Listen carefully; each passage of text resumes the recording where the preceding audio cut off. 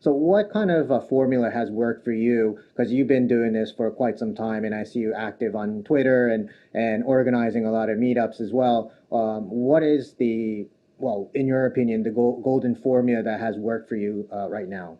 So for merchant adoption, I would say the number one tip I always have in mind is, find out what they want. And usually merchants usually want more business, right? So I make sure that I bring that solution to them. Like, for example, I mean, I run Tokyo meetups. So like, we get together every week, and it depends on the week, but we have like 20 to sometimes like 40, 50 people, but average is like 20 right now. But, we make sure that we go around these merchants every week to bring them business, and that's providing them solution, right? Benefits. So, so that they feel like accepting Bitcoin Cash benefits them. And also, I always try to make it easy for the merchants.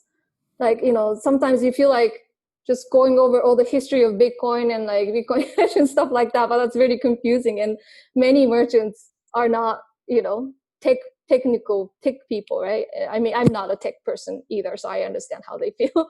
But they're always busy. So you want to make things really easy for them and quick. So like I just prepare a solution for them to be able to accept Bitcoin easily.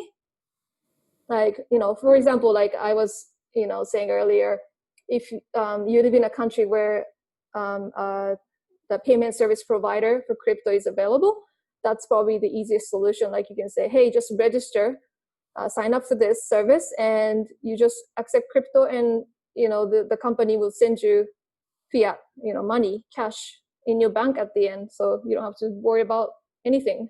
And that's the easiest. And yeah.